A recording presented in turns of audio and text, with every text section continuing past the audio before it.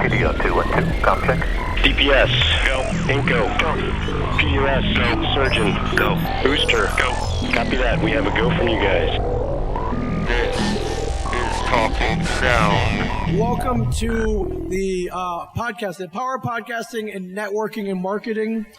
Something that if you're a podcaster, you need to do, or else no one's going to listen to your podcast. My name is Ming Chen. You might know me from a TV show called Comic Book Man. Yeah. I been featured in a couple of Kevin Smith movies. I guess two things I'm very proud of. One, I helped him get his podcast launched technically when he started in 2007. Bought gear so he could record, did some light editing, got his show onto iTunes, and since he was famous already,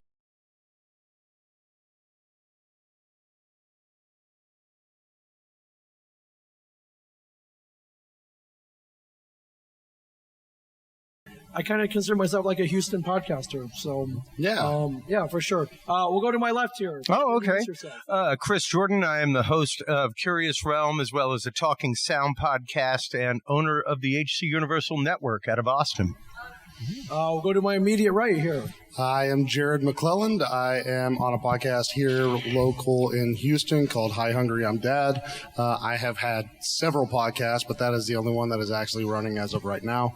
I have dabbled in my own network as well called Forge Audio that kind of went away during the pandemic and all those fun times. I have done HIPS, Houston Indie Podcast Society with Ming Chen here. That is still up on YouTube. We have some stuff up on YouTube. So I've been doing podcasting for approximately 7 years now. Yeah. So not nearly as experienced as these guys over here with me on the panel, but I do have some experience. Wow.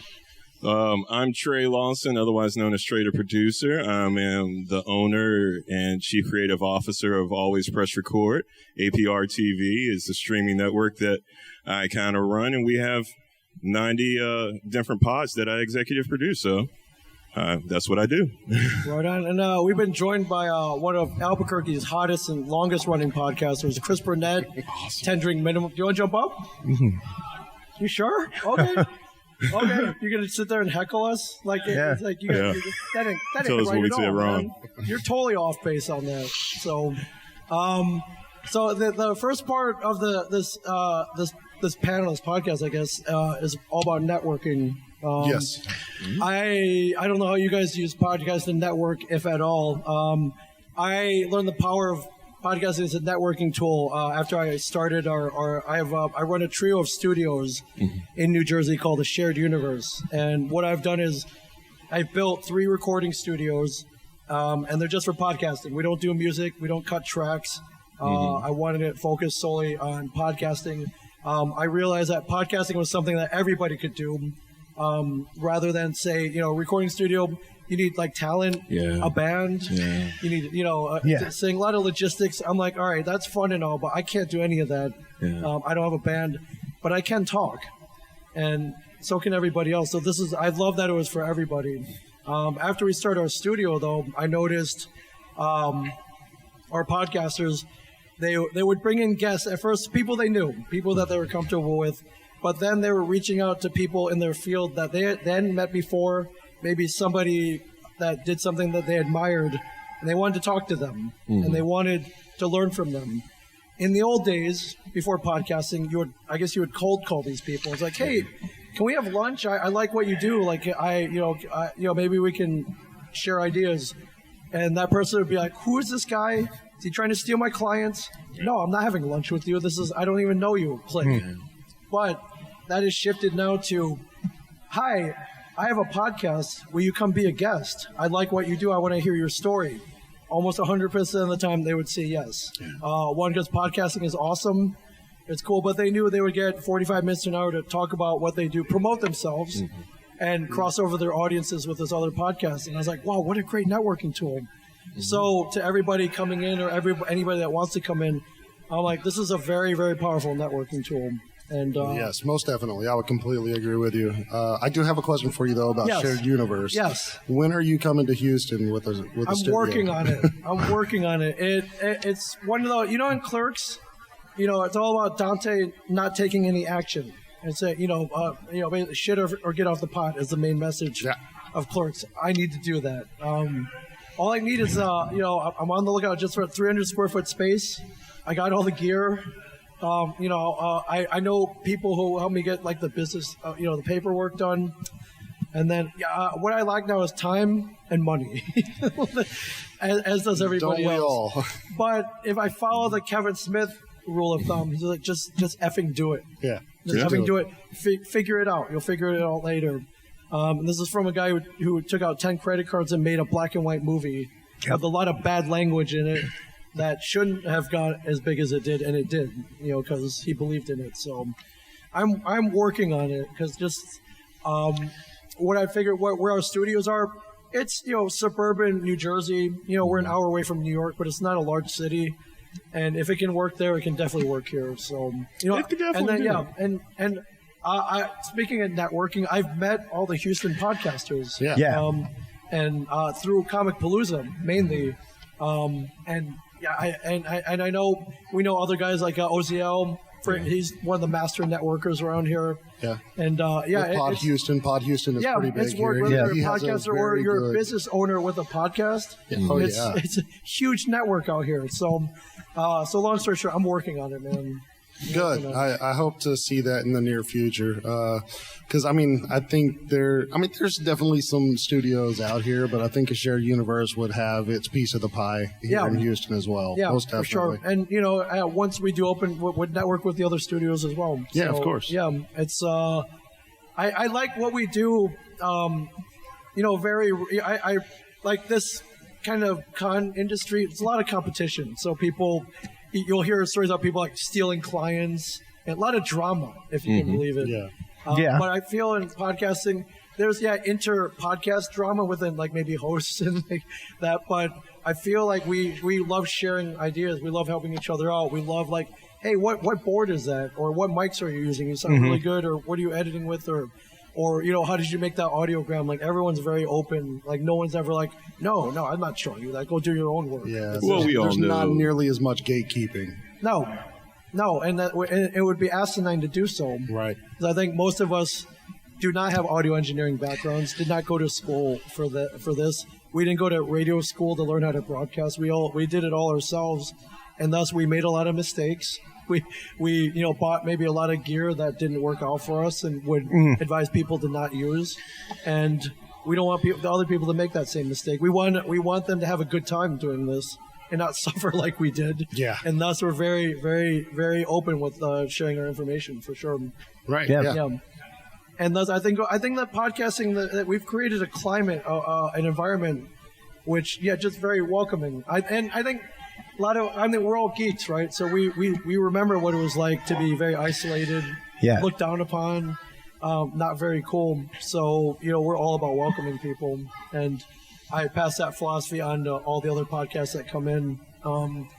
I think my favorite thing about running the studio, and part of the reason it's called a shared universe, is most people, we've got podcasts from anywhere from real estate law to sports, cannabis, the movies and beyond, and paranormal. And my favorite thing is one podcast will be leaving, another one will be coming in, and they'll meet each other. And like, hey, what's your podcast about? I was like, oh, I do a paranormal one. What do you do? Oh, I do one on beer and cartoons. But the guy was like, but I love ghosts.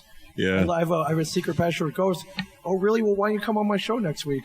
It's like, okay, I will if you come on my show. And you actually did well. Network. You did well by going outside of the house, unlike most people. Like my first two studios were in the house, and both of them that traffic in between, that 5-10 minutes as we're over setting up and everything, that's when the real conversations were happening. I always say, man, I wish we could record the green room before and after. Yeah, because that's a podcast in itself, right? I've been saying it for a while. It's really one of those where if we could ever just do a fly on the wall and everybody just truly not be cancelable, we would definitely say what we need to say. But you're absolutely right. It's the traffic in between changing. of the curtain, if you will, that people are actually learning that they actually have something in common. Yeah. That's the great thing about podcasts, is that it's all about listening and responding. Right. And so you can learn a lot from everybody, it really seems like. I tell everybody, you can make a podcast out of anything. If you only have two topics and the third revolving, you got a show. Let's run. Yeah, and I think there are podcasts about everything at this point, which is pretty amazing. Yeah, I have a podcast about animation, which is weird because, we don't have the visual element on most audio platforms, right? But people listen and tune in just to hear about art that they cannot see, which is even amazing to me as well. So, but it's definitely a niche. It's definitely a new genre. I thought it was radio at the beginning, but it's not radio anymore. It's something totally different. It's radio in its way. Because, there's still definitely talk radio that's out there. It's pretty much 90% of AM radio. Yeah. It can suck to work on. I'm sorry if you had a bad show. The shows I worked on didn't suck. But the issue that you have when it comes to radio is, once again, the gatekeepers. Yes. And trying to get a show, trying to pitch a show, learning how to pitch a show, that kind of stuff. That is where the networking comes in, and even how to get a hold of a production manager, how to get a hold of a station manager to get a show on late night. Even in this day and age, it is still a piece of work to get a show on AM radio. Which is why I took out the gatekeepers in my effort. Yeah. Yeah, you don't have to worry about anything anymore. It's like, I got an idea for a show. Great, record. Go. Yeah.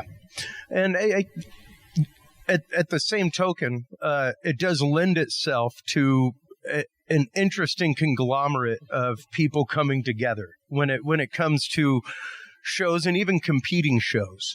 Because when you're talking about shows that are about the same genre, stuff like that, like I've got shows about the same genre on my network.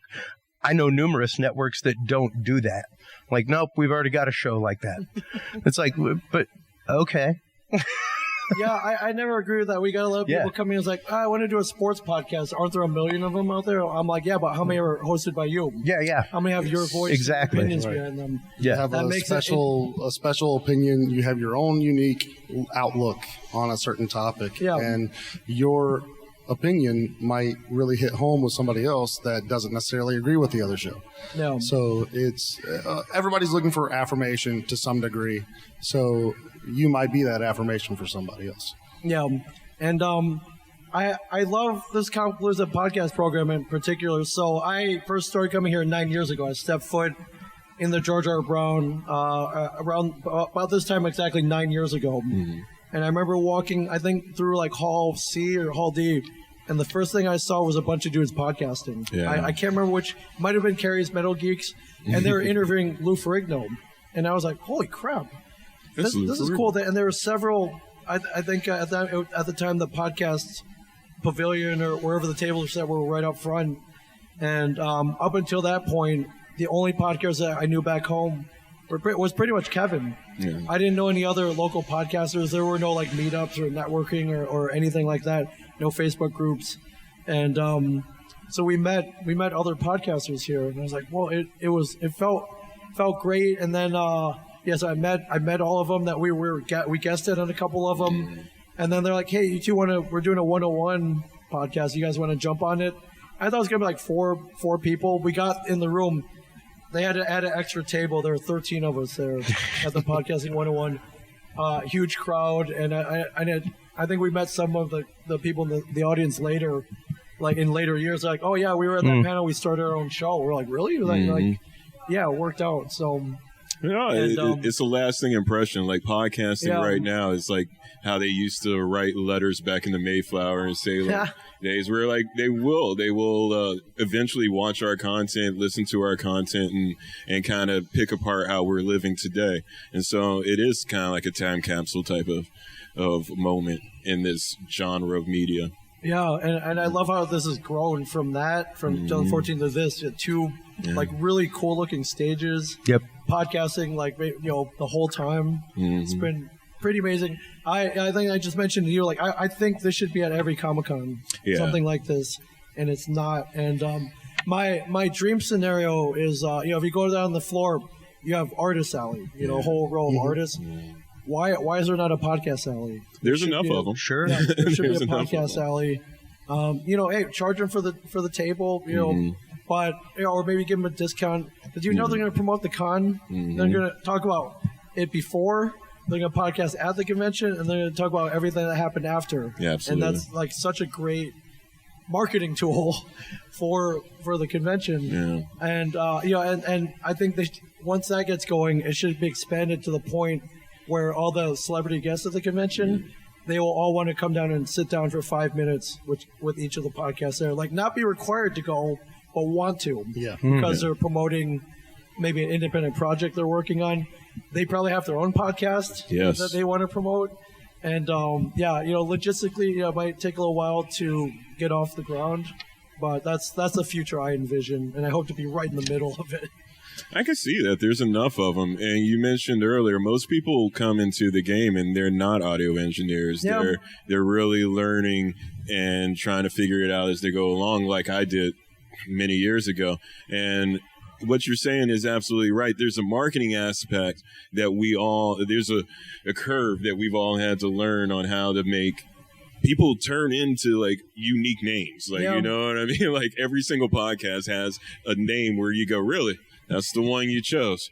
Okay. And you have to like figure out how to get people to find it. Like, even for me, like I shorten my name, but it's always press record. You know what I mean? And people go, the funniest thing about that I didn't realize, and this is marketing later, is that everybody thinks we're audio because of the record player. And it's always at a certain age group where they never ever, they say record. They go, always press record.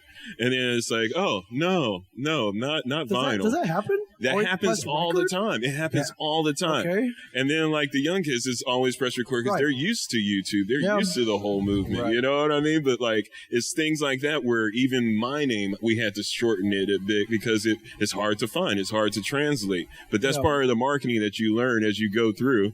Like, there's unique names. Even Curious Realm was one of them that we've had to push. And it's like we did a whole name change from Dudes and Beer to Curious Realm so that we can get onto more platforms and more family-friendly little venues. And a lot of things that people do not realize is the long game. Yeah. Not that Dudes and Beer wasn't a fantastic name, not that it wasn't a great concept when we started, but it definitely grew beyond what we were. Yeah. And yes, became a point that it became a stymieing point with larger guests as I was fractally moving up and getting to talking heads on TV, getting to major researchers, things like that.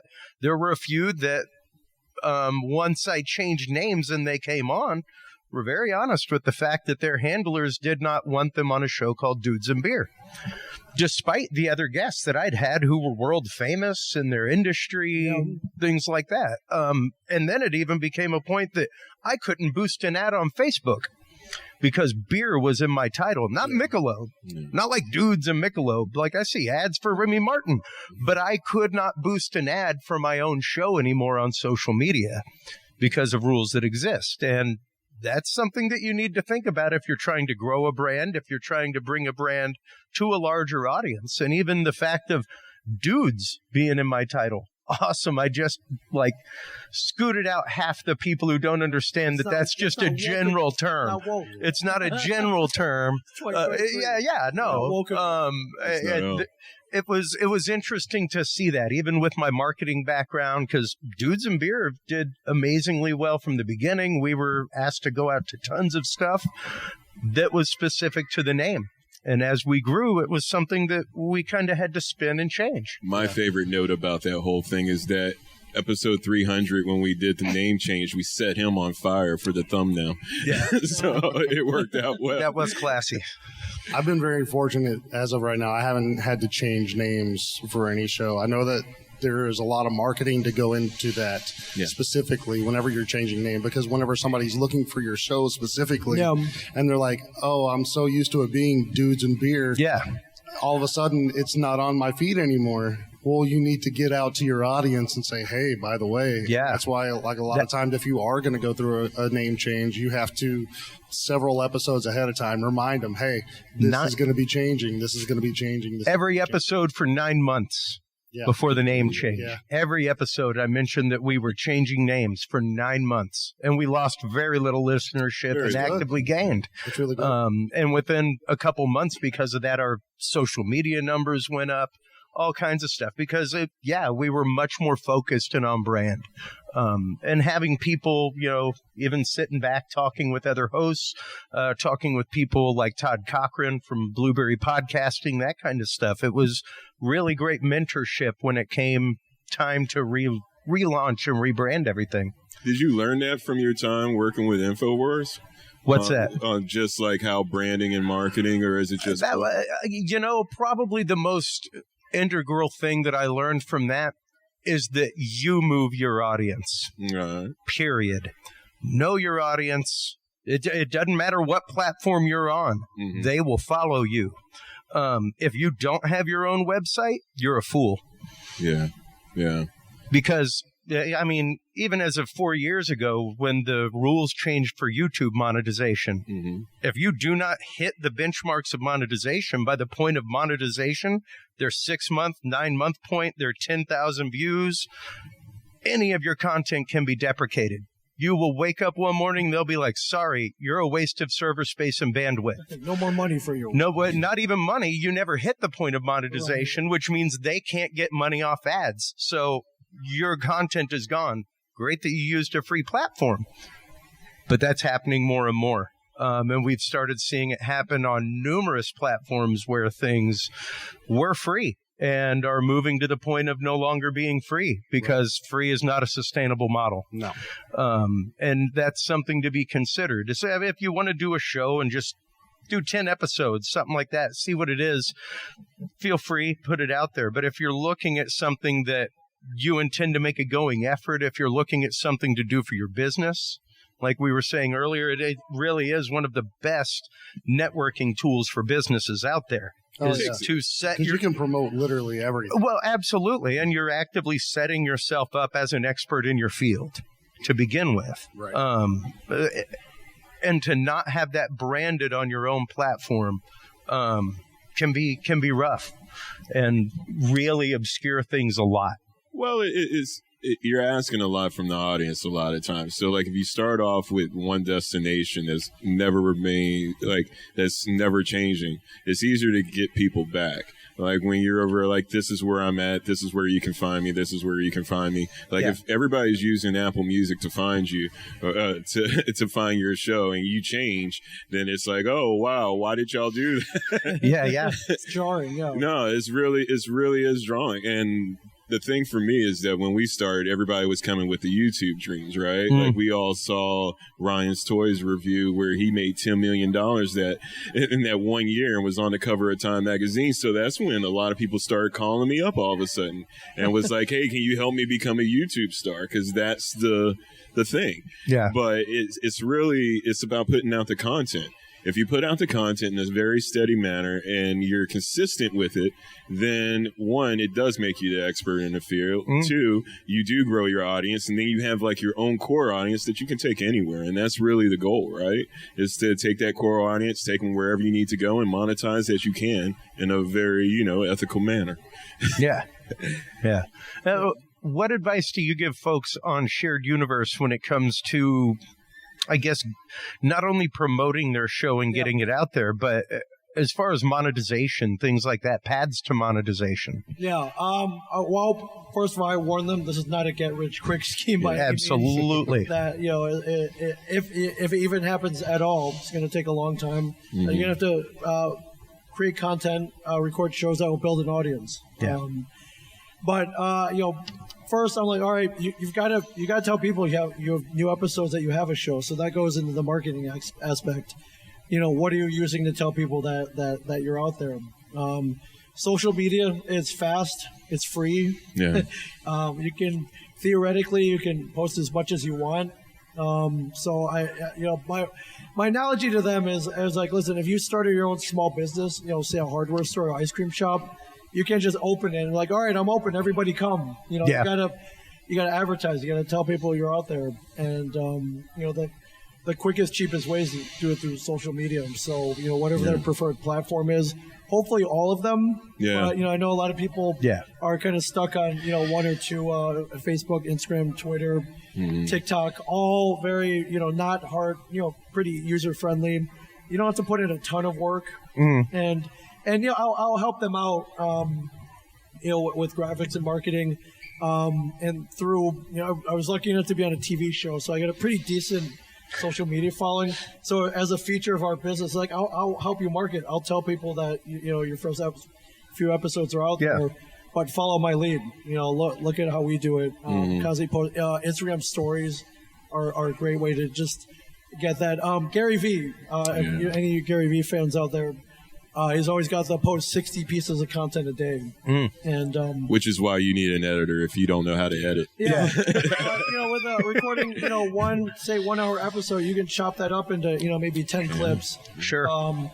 Post that up there. Create an audiogram or, you know, a closed caption. You know, put a best of clip up on there. That's one way. Use Spotify's, you know, share the story feature. Things like that. You know, do a quick video or story. It's like, hey, I'm about to record an episode. That's 1. Hey, I'm recording an episode. That's 2. Hey, I just finished recording an episode. 3. Hey, our episode's out. Just, you know, and I keep telling you, you don't know how these algorithms are working. You know, you post one, not everyone's going to see it. So, you know, throw up something once a day. And I tell them, marketing your podcast, it's work. It's going to be another job. Yeah. You know, if you really want to let people know you're out there, then, you know. And if you can't do it, you know, hire somebody or get you know, have somebody help you out. Or if you have co-hosts, make it a team effort. Yeah. Definitely social media, the virtual world, getting that out there. I tell them occasionally have a guest from another podcast, cross over your audiences. That'll help you grow as well. And then thirdly, I'm like, you know, don't forget the real world. There are real people out there. Go to Vistaprint. Print out 1,000 cards for whatever, like $5.99, or even business cards. Bring them to places like Comicpalooza. I see a lot of our fellow podcasters and cards, QR codes. Yeah, throw the QR code. I was going to say, get a link card or a popple. Those things work great. Yeah, I love my popple. Yeah, but it's another job though for sure. It is. It is. But it's one that I enjoy.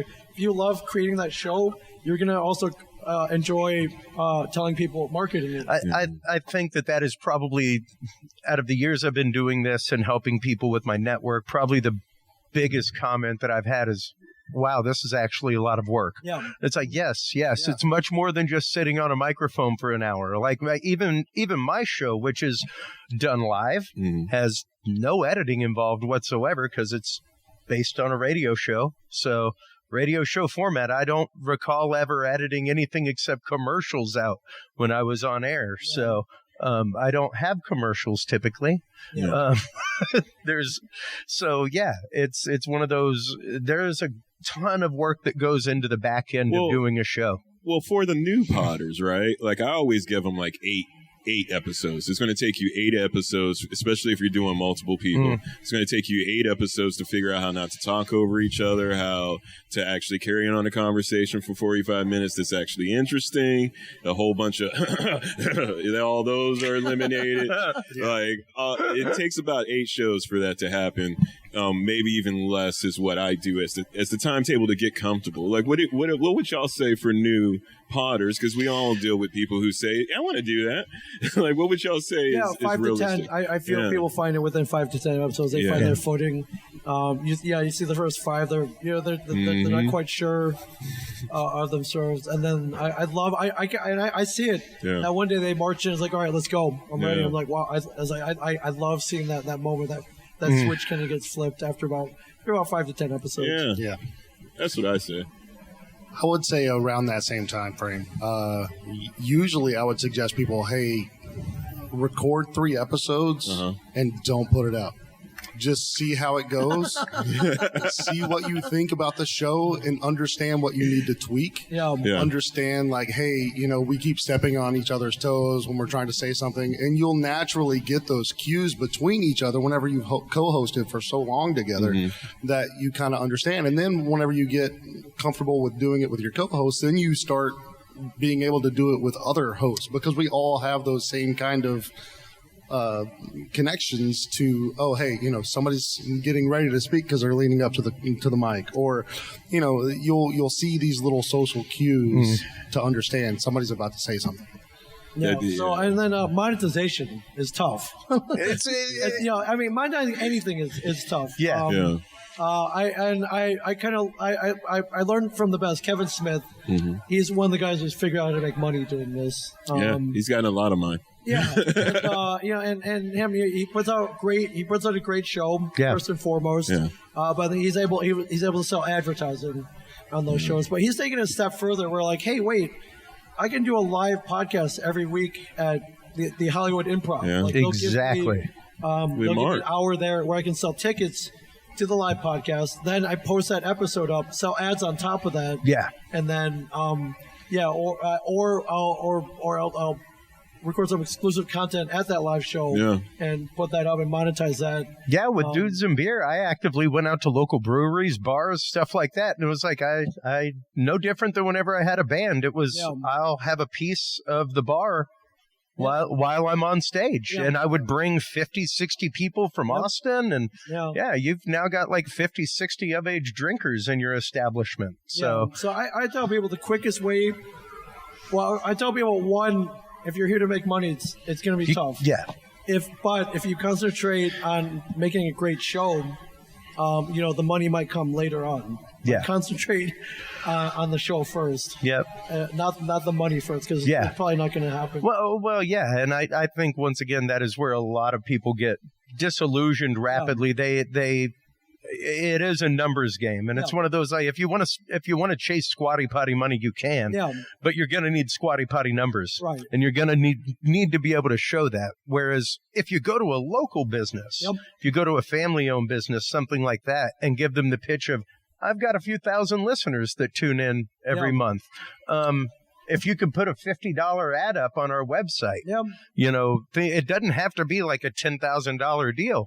You can sell quite a few ad spaces on a website really fast at $50 each, and make that a sustainable, at least it's paying for itself endeavor rapidly. Yeah, so I tell them not only hit the family-run businesses, hit the businesses run by your family. Yes. Even better. Yes. Like, hey, I was like, if you want ads, hit all the people that you know with who are with modestly successful businesses.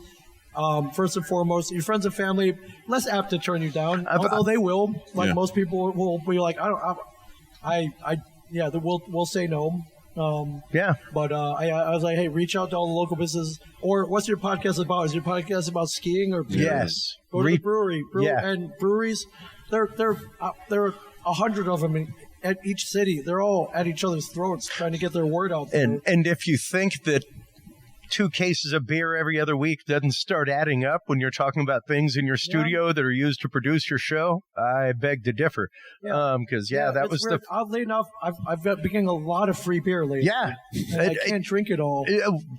That's what it became for me. I was literally traveling around the country with a Pelican of beer with me, because I would record live, and it's like, well, here's my sponsor's beverage.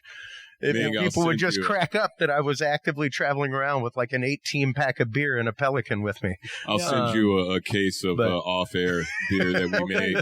It's a beer that we did as a marketing ploy, because that's what we do. Yeah. And so because everybody was once again in the house after hours, we came up with the off-air beer, and so that's what we've been doing. It's kind of cool. It's one of those things where once again, out of everything that everybody's saying, I'll just add in that content is king. If your content isn't there, you're never going to get over to the point of selling a T-shirt. And like, you can make money off of selling said T-shirts, but it's one of those things where if your content isn't bringing them there every single time, then anything else that you're doing swag-wise is not going to be. It's not even going to be worth it. So the 2 most important things: content and quality. Yeah. Those are the two big things. If you don't have the content, nobody's going to listen. If you don't have the audio quality, people are going to usually tune out. You can get that. Yeah. The quality, you can get there. I say everybody has, because we record everything. Everything is salvageable with our skills. And so really and truly, our whole thing is to get you past that 8. Right. And so taking those 3 off might be the thing. But we like to do, as part of our marketing rollout, is we have a brand new thing on the network. Everybody needs to come so that everybody's kind of sharing their same views, and everybody on the network has to then share the new person. You know what I mean? And from doing that, we did a lot of our growing pains in front of people, but it's also kind of taken away some of the mystique of it. And is brought in more people to have that courage to get in front of the camera, because we record in front of the camera no matter what. Because in my early days, when we were not using the Studio Pros and everything else, that was my backup on the iPhone, was my backup audio. So we used to record everything and have everything as the video. So what was the byproduct was actually what we came to do as the main product. So yeah, no, it was out of necessity like everything else. Coverage, right? Yeah, no, you have to. You can't tell the client that, especially when you only have 4 clients, that you did not press record on the Sony camera and that it shuts off after 29 minutes. Yeah. So I don't have the whole thing. But an iPhone can stay on for at least 2 hours if you have it plugged in. And that's salvageable audio video. I mean, that's how it was in the beginning. And, you do what you got to do. Yeah. Make it work. Yeah. How do you guys feel about cross promotions? That's one of the things we haven't really talked about just yet. Like, if you're an indie podcast and you're finding people who are in the same realm of content as you are, like if you're talking about comic books and you reach out to other people, say you find another podcast that's on Twitter or whatever social media platform they're on, and you reach out to them and they're like, hey, I like your content, maybe we can do something, would you like to do a promo swap? How do you guys feel about stuff like that? I mean, him and I, we actually got to know each other because our 2 shows is Scary Dad and Pressing Issues, which is about comics, and the other is about horror. We were both producing it, so we talked to each other, on a strange, hey, man, I should know you. Are we going to put this on my network, your network, both networks, all networks? And it's one of those things where that's how you build your community. I always tell, if you have a comic, like just to say a comic pod, right? Then the first thing you should do is go over to every comic book store around, interview those people, right? Find out if they know anybody who's also, because everybody goes, oh, my friend has a podcast, and be like, oh, let me just get them. And eventually you'll have enough guests to get through 52 episodes, which is 1 a week, right?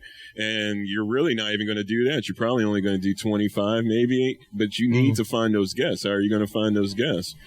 Sometimes you trade an audience for another, boost it up. It rise all sinking ships. Is that what they say? I always get it wrong. The water rises all ships. Because it really does. It really does. And so that's what we do as far as the swap. But I say, especially for those new, because I always say that first date is the hardest, and especially trying to get the guest. If you're over a guest show, do that swap for everyone, is what I say. See, I mentioned Forge Audio, the network that I was on in control of for a while, and that's what the whole concept was, is, hey, come on the network. We're all kind of pop culture-centric shows, and we're just going to promote each other. Everybody put an episode, or not an episode, but everybody put a promo at the end of their episode and for the next show that's on the list. And we would just do a constant rotation. Yeah. I think cross promotion's extremely important. Not only to cross over the audiences, but social media is like, hey, I just had this guy from this other podcast on. They'll share that. Their audience will share that. It's a very easy way to get your content out to maybe an audience that wouldn't have listened to it before. And not all of them will subscribe, but if you get a few, it's like, hey, that was pretty cool. I'll keep listening to this. Yeah, it's pretty awesome. To me, it's like the comic book crossover. Yeah, it's super. It's Batman and the Teenage Mutant Ninja Turtles going to Gotham. Yeah. How about Batman? Like that's just cool. Yeah, it's pretty amazing. And I meet a lot of podcasts at the conventions. Like, hey, can you come on my show maybe next week? And if I have time, I will. It's been increasingly harder to schedule that 30 or 45 minutes lately, but I'm gonna just keep asking. I will come on at some point. Oh yeah, you've been good about that for the most part. Like if anybody shows up to your booth and says, "Hey, can you do a quick session?" I've been trying. Yeah, definitely. If they have their a recorder there, I'm in right away. Let's do 5 to 10 minutes. Because not only do I love it, but it looks fun podcasting at my booth. It's awesome. Yeah, that's how we met a few years ago. Was I came in and just did a stand up there at your booth while I was just randomly interviewing people on the show floor. Yeah, and for me, I guess the question of whether or not to cross over comes back to question number 2 about your show, which is quality. And that's not even quality of the show that you're going on, but quality of their share. The number, I literally metric my guests by how they share and whether or not they're coming back on, period. I do not care how famous they are. I have had very famous people that want to come back on, and it's like, nope, sorry, you shared nothing. If you were sharing it to your audience, it'd be great. But I guess I go back to my old days of radio production and being a guest booker for a host and literally Google stalking the people.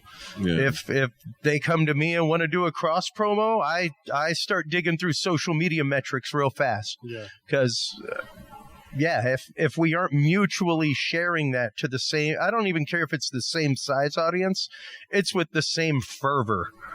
Like if you are not shamelessly promoting your show 2-3 times a week, if you aren't dropping things, if you aren't like, hey, tune in next week for this, that kind of stuff, typically my answer will sadly be no, because it's not going to do my audience any good or yours. You're not promoting your show. Yeah. And I think that's one of the things that a lot of indie podcasters don't want to do. They want to get that famous person on the show as much as possible. Oh yeah, but they're never willing to ask them, hey, can you share this? Yeah, or expect them to say, I will be sharing this. I think this is the thing I'm trying to promote. I think more than that, they get hurt with the expectation of them to share it without actively providing them what to share. Right. Like literally, I give them the 2-paragraph description with a link from the website. All you got to do is copy paste this. You don't have to write anything. I did cover, copy, paste, boom, and numbers shot through the roof. Participation numbers from guests shot through the roof. I saw them sharing it much more, sharing it much easier because I literally took the work out of their hands. They don't have to think about how to promote somebody else's show. Right. Nothing is as defeating as working, because every 45-minute show is usually around 90 minutes, maybe an hour sometimes. Like I know you can do the stand-ups and whatnot, but every 45-minute show is at least an hour. So you get to the end of that, you do all that work, and then nobody shares it. Oh, that's so sad. Yeah. That's so sad. It's like, what do you do?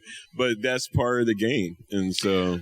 Well, if you're talking about editing, also you're talking depending on how meticulous you are about. Oh, I was doing green screen stuff. So for some stuff, like just taking it up to the next level, you put it in. You put Premiere on a slow computer. That's 4-6 hours. So just waiting. Even matching and color matching and audio matching 3-4 cameras. That is a lot of work. That's a lot of detailed work to put into something. Because I believe in the I Love Lucy setup of the 3 cameras. So I was taking all 3 cameras and I was doing it for every show. And I was, in the end, you just go, wow, and you didn't even share it.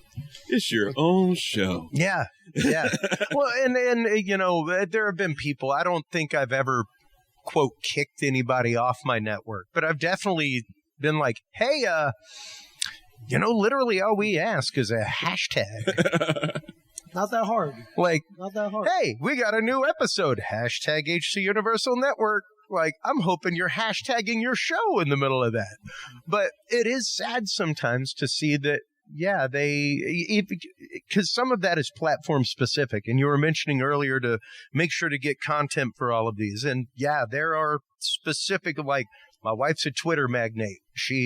I cannot tweet to save my life properly, because there's a way that you tweet. There's a way to hashtag properly and get eyes on things. And if you're not in that, it can be tough to properly utilize that, and you can be vapidly wasting an hour, 2 hours trying to figure out Twitter every day when you could be making your TikTok presence stronger if you're really good at that. Yeah. You know, and I always go back to a show I worked with Rooster Teeth years ago when Periscope was a thing. And somebody came up, the CEO of Rooster Teeth, and one of their creative directors was on a panel, and they asked why they didn't have a Periscope channel yet. They're like, we typically wait a minimum of a year before we join any social media platform. Once we join a platform, we have to find somebody that is dedicated to that platform. We have to figure out how that platform shares, how to focus the media for it, everything else. It is literally a side stream business to what we're doing. So if it's not there in a year, we've put a lot of effort behind it. I kind of have rolled with the same thing. If it's something that my audience is on, that my demographic's on, absolutely, I'll give it a shot. But if it doesn't shake out in like 4 or 6 months, I'll normally side pan it and just go back to my steadies that I get really good traffic on. No. Anybody have any questions to our huge audience out here lined up? Yeah. I guess my last thing, is there anything you're currently doing to market your podcast? Anything maybe new out there that you want to make people aware of? I've been making a lot of audiograms just for Premiere. It's got a really great transcription feature, which you can turn into the captioning on like Instagram Reels and Instagram Stories has been working out really well lately. Not that hard to do. I mean, it is a little time consuming, but fun. Is there anything you're using lately to promote? We've been using Reels as well, but the way that we're doing it is because it's weird. The vertical video has taken over everything, and I'm a horizontal dude. You can tell what people share where by how they take a picture. So, like, we have a format now to where, like, you know, when we have our premieres or whatever we're dropping, like, we can put it into a vertical reel that has, like, a template, almost just for the speed of it all. Right. But it's like, I'm making cartoons, man.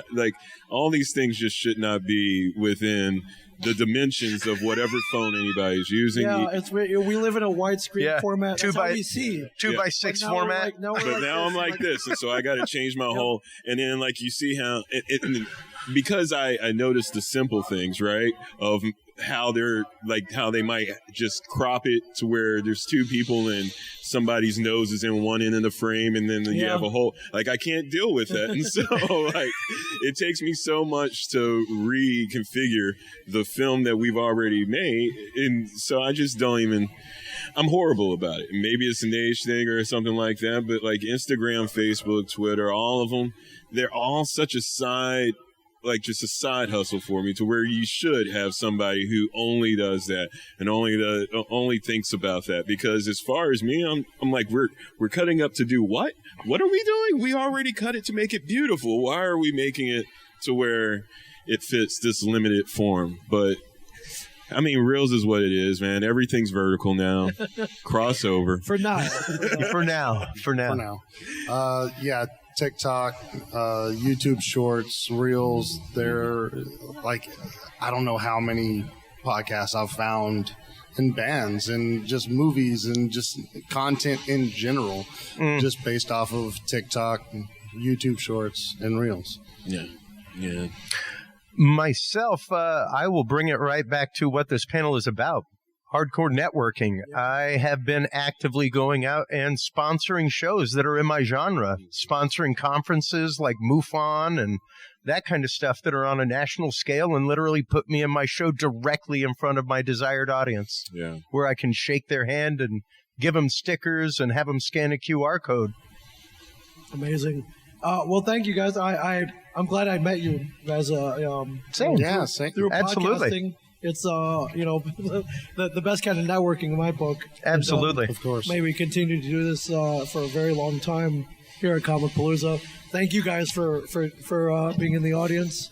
And, Thank you. Yeah, hell of a weekend, my friends. Yes. Hell of a very weekend. good weekend. It's been great. And very inspiring. You know, I'm going to take this back home to New Jersey, and it's going to fuel me for the entire year till we get back in 2024. So 2024. Yeah, it's just an honor to be at this table with you guys. So, Yeah, same. Thank you too. guys. Thank you guys. Thank you all. Thank you, Comicpalooza. So, Yes, thank you, Yeah, Comicpalooza. thank you. Thank you to everybody in the audience, and we'll see you next year.